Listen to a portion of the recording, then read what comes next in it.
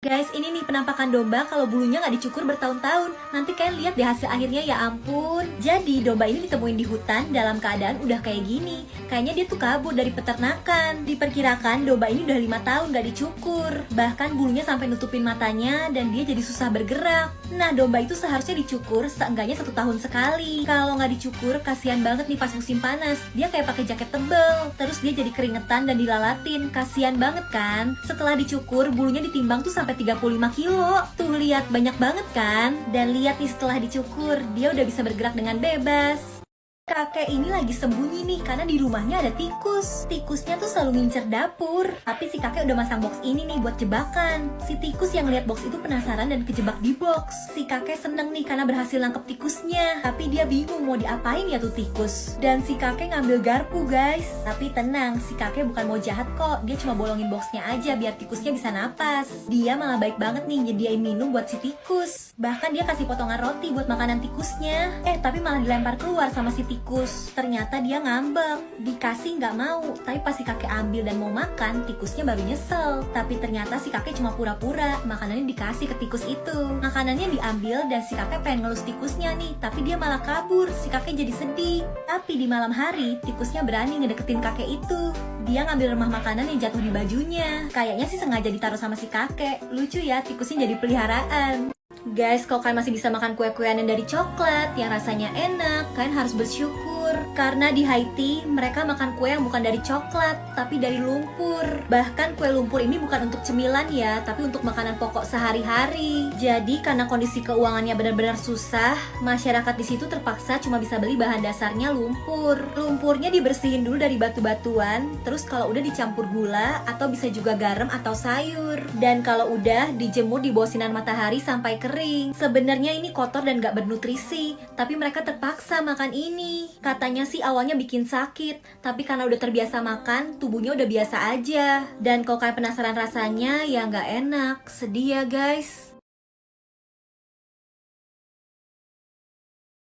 Kakek ini kerjaannya memutus tali hidup seseorang. Jadi yang talinya diputus bakal meninggal dan fotonya dicap. Atau bisa juga hewan nih, kayak kucing ini. Dan pas giliran anak kecil ini, si kakek udah siap-siap motong. Tapi bel rumahnya bunyi. Dan pas dicek ada anak yang lagi megang foto kucing. Ternyata anak yang sama kayak di foto tadi lagi nyari kucingnya. Ngeliat banyak gantungan tali, anak itu langsung robos masuk. Dia main-mainin tuh sampai si kakek pusing banget. Sampai tiba-tiba dia ngeliat foto kucingnya yang udah dicap. Dia sadar tali kucingnya udah dipotong. Terus si kakek udah siap-siap nih motong talinya anak itu. Tapi ternyata dia juga megang tali yang ada foto si kakek. Si kakek langsung nenangin anak itu dan buru-buru ke mesinnya. Ternyata kucing kan punya 9 nyawa. Jadi kucingnya anak itu masih bisa diselamatin. Dan udah deh, si kakek capek lah berurusan sama bocil. Dia males ngerjain kerjaannya. Daripada motong tali hidup, dia akhirnya motong rumput. Guys, ini tuh video yang sedih banget kan, harus nonton. Jadi ini simpanse yang udah tua, namanya Mama, usianya udah 59 tahun. Dia tuh udah lemah dan sakit, gak mau minum, gak mau makan. Sampai akhirnya didatengin bapak-bapak ini nih. Bapak ini tuh yang dulu ngerawat simpanse ini dari pas masih kecil. Mereka udah bareng-bareng selama 44 tahun. Sampai akhirnya simpanse ini dirawat di kebun binatang. Dan kalian lihat, ini mengharukan banget. Begitu simpanse ini ngeliat bapak itu, dia bener-bener senang. Padahal dia udah lemes, tapi dia kangen banget sama bapak itu. Kalian lihat, bapak ini ngelus simpanse itu dan dia juga gak mau ngelepasin bapak ini. Mereka benar-benar saling menyayangi. Sampai si simpanse ini udah mulai lemah lagi karena dia udah tua dan sakit. Dan gak lama setelah ini, dia akhirnya meninggal. Pria ini tinggal sendirian. Dia habis kehilangan anak dan istrinya. Tiap hari dia galau, mandangin foto. Sampai tiba-tiba ada telepon kaleng ini nih di jendelanya. Jadi di lantai atas ada anak kecil yang ngejatuhin telepon kaleng itu karena dia pengen ngajakin pria ini ngobrol. Tapi dia nggak mau, katanya apaan sih, ganggu aja. Anak yang di atas itu nggak nyerah. Dia terus-terusan ngirim telepon kaleng itu tiap hari. Dan tetap aja pria ini emosi terus. Sampai suatu hari pria ini bilang, tolong dong jangan diganggu terus. Dan dari suaranya kedengeran kalau pria itu lagi sakit parah. Anak ini minta tolong ibunya buat bawain sup hangat untuk pria itu. Dia makan sambil terharu. Ternyata masih ada orang yang mau berbuat sebaik ini walau sama orang asing. Padahal anak ini pakai kursi roda. Dia juga kesulitan. Tapi nggak menghalangi dia untuk tetap berbuat baik dan peduli sama orang lain. Ada seorang cewek yang baru dapat kerjaan baru nih di sebuah toko pakaian. Tapi kalian gak akan nyangka deh sama apa yang bakal terjadi. Kasian banget. Jadi yang ibu-ibu ini tuh yang punya tokonya, dan dia kelihatan ramah banget. Terus cewek ini kan nanya, dia harus ngapain nih kerjaannya. Kata si pemilik toko, tolong dong ganti manekin-manekin yang dipajang di depan supaya tokonya lebih menarik. Katanya koleksi manekinnya disimpan di gudang belakang.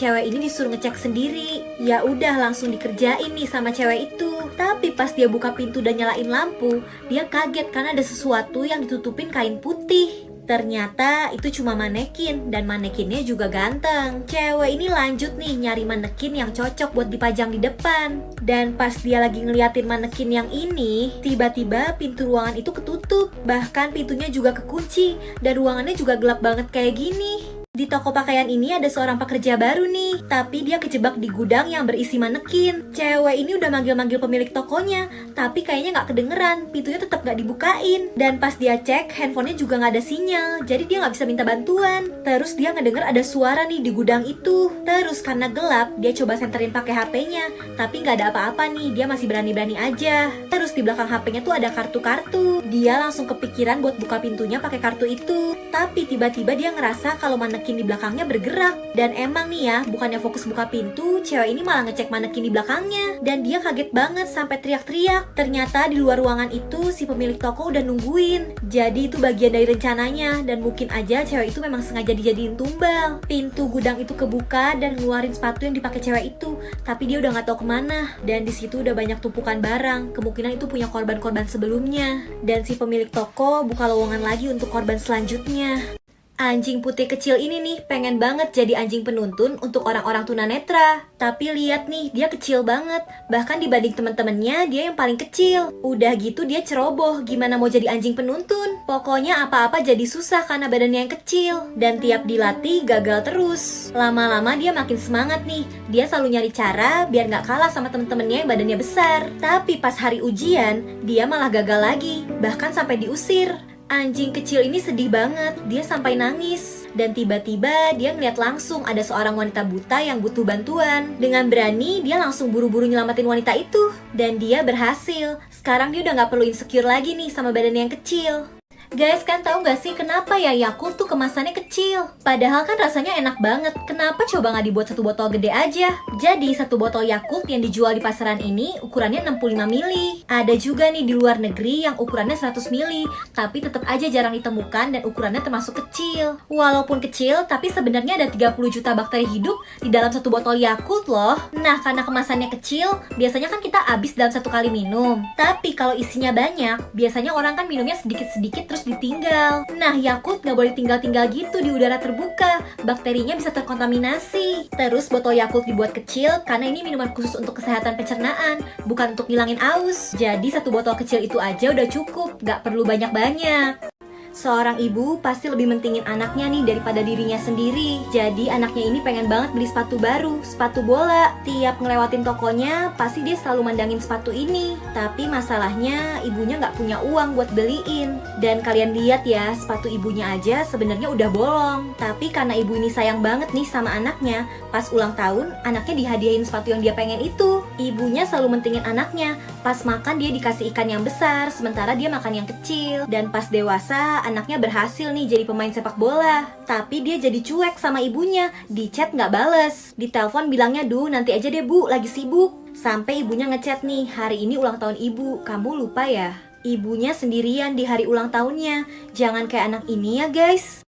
Kalau makanan kalian dihinggapi lalat, jangan dimakan. Kalian tahu gak sih, bahaya banget. Jadi lalat tuh tipe mulutnya penghisap. Dan karena mereka gak punya gigi, jadi mereka bakal ngeluarin air liur dulu nih di makanan. Dan kalau udah basah, baru nih disedot makanannya. Kebayangkan kalau ada liur lalat di makanan kamu. Terus lalat kan juga suka ada di tempat yang penuh sampah dan busuk. Jadi kalau hinggap di makanan ya pasti bawa bakteri. Kotoran yang dibawa lalat ini bisa nyebabin tifus, kolera, TBC, dan banyak penyakit lainnya. Ingat ya guys, jangan dimakan makanannya. Anak cowok ini jatuh cinta sama gurunya, dan kalian gak akan nyangka nih sama apa yang bakal terjadi. Dia benar-benar terpesona sama gurunya. Bahkan dia nyatain cinta sambil ngasih cincin ini. Gurunya pakai cincin itu, dia bilang bakal terus dipakai. Nah, anak ini pulang dan dia nanya nih ke orang tuanya, kapan sih usia seseorang boleh menikah? Pokoknya dia bener-bener serius suka sama gurunya. Bahkan dia nulis nih di rencananya 10 tahun lagi, dia mau nikahin guru itu. Tapi suatu hari pas dia lagi jalan-jalan, dia nggak sengaja ketemu sama gurunya. Dan gurunya malah nunjukin kalau dia dan tunangannya baru aja beli cincin ini. Anak itu kecewa karena cincin yang dia kasih udah nggak dipakai lagi sama gurunya. Dan dia bener-bener marah. Dan bapaknya anak ini tuh penembak, punya pistol. Si anaknya udah ngintip buat tahu di mana bapaknya nyembunyiin pistol itu. Jadi anak ini benar-benar marah nih setelah ngeliat gurunya lebih milih cincin tunangannya daripada cincin yang dia kasih. Tapi kertas yang sebelumnya dihancurin, dibenerin lagi. Ternyata dia masih pengen nikahin gurunya. Bahkan anak ini nyamperin tunangan gurunya dan bilang kalau dia nggak boleh nikahin guru itu. Dia juga nantangin ketemu berdua buat tanding pistol. Dan diladenin nih, tapi awalnya si tunangan ngeremehin anak ini. Sampai tiba-tiba dia kaget karena anak ini malah ngeluarin pistol beneran. Gurunya datang dan panik juga karena dia tahu kalau bapaknya anak ini tuh penembak. Jadi itu pistol beneran. Anaknya ngancem nih jangan nikahin gurunya kalau nggak mau ditembak.